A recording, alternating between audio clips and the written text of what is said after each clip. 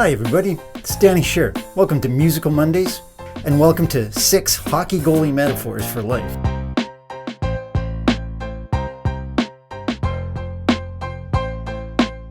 I don't know if I can get this mic on. If the audio sucks, blame it on goaltending. So regular watchers of this channel will know it's about the intersection of stage and screen. But if you check the artwork, it's the intersection between stage and screen and everything in between. Today we're gonna go in between to my hockey goaliedom. Shoots! Stroll! Save! We can't get by. Unbelievable! So you're saying, Dan, how do you know so much about being a hockey goalie? Well, remember, I'm in Winnipeg, Canada. It's pretty safe to say Winnipeg is a hockey mad city. You can play or watch hockey here pretty much 24/7, 365 days a year. There's the Winnipeg Jets of the NHL. Go Jets! There's the Manitoba Moose of the American Hockey League. There's the Winnipeg Ice of the Western Hockey League. That's major junior. Then there's all the minor junior, like the provincial level. Then there's all the minor hockey. And then there's me and my buddies, the adult rec leagues. I play 3 times a week.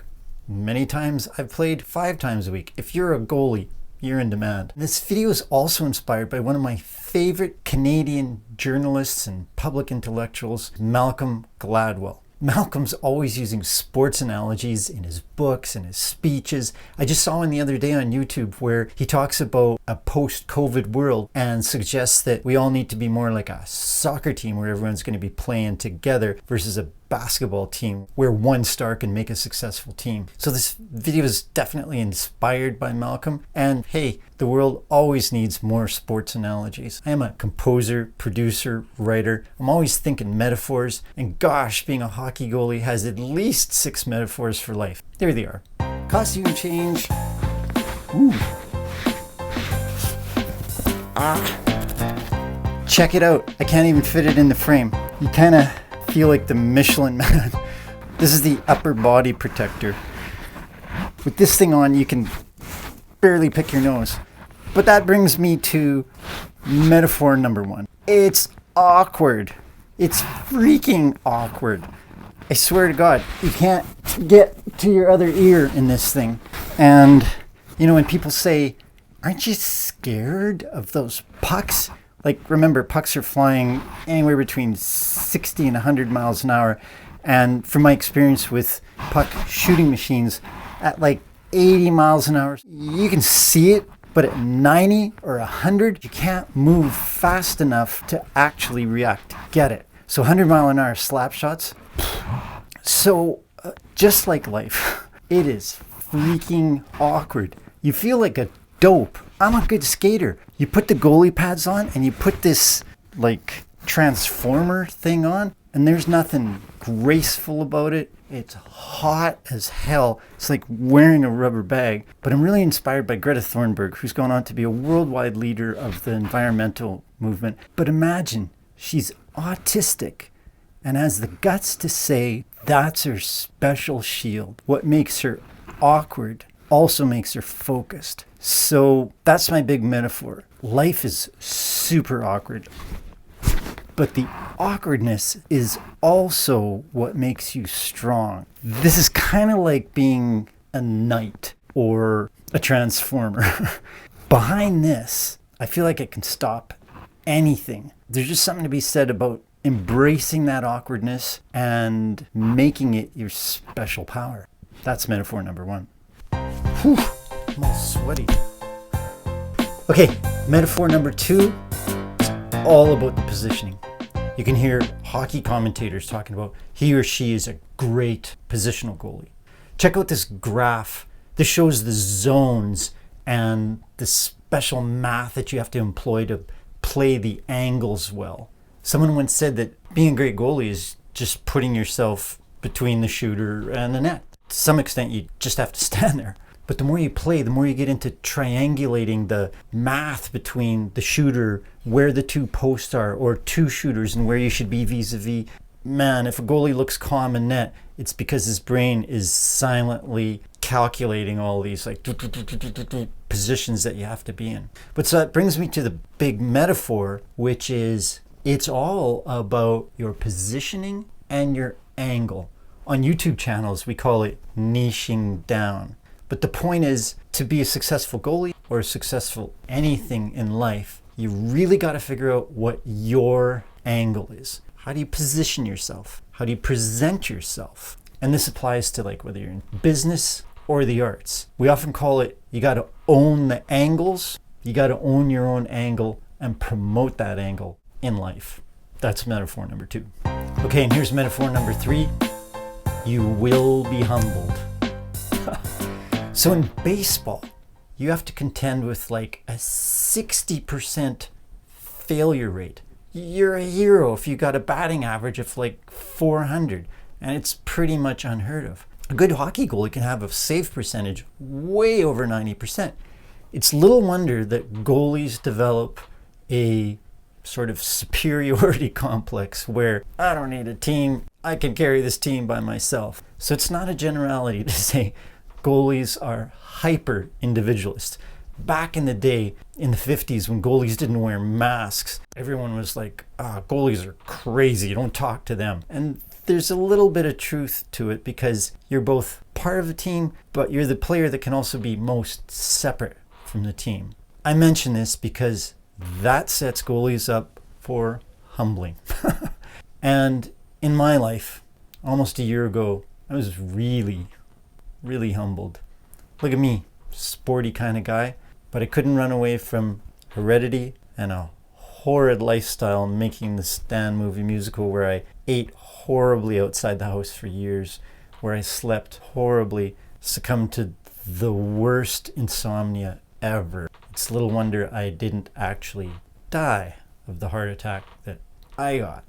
It was the most humbling experience ever, made better by the fact that Canadian healthcare system took incredible care of me, and within 45 minutes I was at one of the best cardiac hospitals in Canada, St. Boniface here in Winnipeg, and the doctor said, we expect you to make a 100% recovery because you're so lucky you had no damage to your heart. In fact, doctor's orders, you can't play enough hockey. It's hard for me to talk about it now, but it was the most humbling experience in my life. I didn't think I was that guy. Just didn't think I would get a heart attack. Here's the positive side about it. It takes something like that to teach you the value of your own life. And if you can survive and learn that being humbled that much makes you humble. I think that's one of the biggest goalie metaphors I can teach. Okay, this is way more emotional than I thought I was going to get. We're going to cut right now. Whew. Okay, we're back. Goalie metaphor number 4. You simply cannot quit. I was playing at a rec hockey game a couple of weeks ago, and about 15 minutes before the end, the other goalie just quit. Everyone was kind of looking around at each other going, I guess that's it. And the game was over. You might know that goalies never have to pay to play. It's just sort of tradition that because the goalies are so vital to the game, there's a little extra reward in showing up all the time so goalies don't have to pay. And of course, it's kind of to compensate for the fact that your chest protector can cost $600 and all your gear together can cost like $5,000. So it's just sort of an unwritten rule of rec hockey. Goalies don't pay. So conversely, I've always believed that if you don't pay, you make sure you show up on time for the game. I'm just like that commercial, like, to all the guys that show up to playing goal for the people they don't know. That's the life of a rec goalie. And so I was just flabbergasted that a goalie would just up and leave. And then I actually did a documentary about the goalie great from Winnipeg, Terry Sawchuk. The last time the Maple Leafs won the Cup in 1967, Terry Sawchuk and Johnny Bauer were in net. Terry Sawchuk played an inconceivable 21 years in the NHL. And the legend about Sawchuk is he could be hurt beyond belief, but he would not miss a game for fear of being replaced by a backup goalie who might take his job. I often think about Terry Sawchuk when I think about how you just can't quit in goal. Now, my life lesson as it relates to the Stan movie musical was that me, the most positive guy in the world, a goalie, I almost quit on my lifetime project. It was so hard.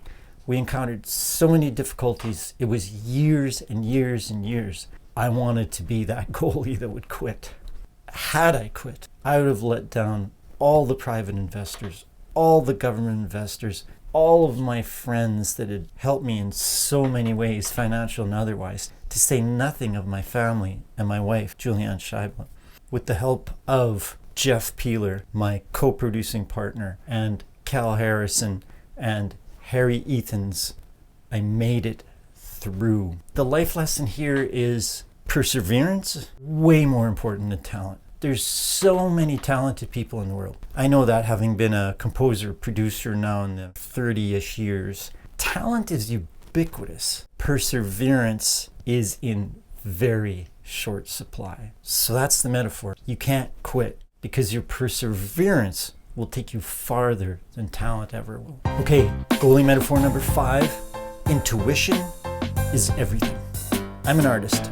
I'm guided by my intuitive sense of what the better artistic choice is. But I've come to believe that the truly great goalies, the ones whose save percentage go way over 90, they're operating on a different level, because remember, you can't see the puck, or I should say, you can see it, but you can't move fast enough once it's moving at 90 plus miles an hour. How do you stop the puck? You're making an intuitive choice about where the puck might be going based on the body language of how the person shot, where the stick is releasing, where you know that person generally shoots or generally dekes. So you're making educated, intuitive guesses about where the puck is going to be. You know, Wayne Gretzky said, don't go to where the puck is, go to where the puck is going to be. And you can translate that into the goalie world. You just got to put yourself between the net and the puck. Figuring out how to be in that spot is a matter of major intuition. Trust your intuition. Know enough about your subject that at some point you let the force operate within you. Yep, there's a Star Wars analogy as a bonus, but you really, at some point, after, as Malcolm Gladwell says, you've invested your 10,000 hours in making yourself better, then intuition can take over. And it's a fantastic feeling. And then the 6th and most glorious of the goalie metaphors. One glorious save can make a whole game. My poor wife, she has to listen to me after I come home from a game, and if there's just one great save, she's going to hear about it in great detail. Who shot, how they shot, where they shot from, what I did to save it. You live for that one glorious moment. Certainly as an artist and an entrepreneur, you can spend years and decades on bringing your dream to fruition. For me, the Stan movie musical took no less than 15 years to bring to screen. Pretty soon we're going to make a big announcement about the movie, so stay tuned to this channel and subsequent Musical Monday segments for that. But here's my analogy from my day job as composer, producer, writer. It took a couple of really big saves to get the movie where it is today. When we didn't get into the Toronto International Film Festival, well, we rented a theater and sold out 4 shows and got a Canadian distribution deal and became the #1 Canadian movie in Canada before Christmas of 2019. That's one of the great saves. But the point is, one glorious save makes the game, and you do, and it feels great. And my wife has to hear about it for about a week. But that's goalie metaphor number 6. You gotta hang on for when you're gonna be the hero. For all of the disappointment, you will experience the one glorious save, and it'll be glorious.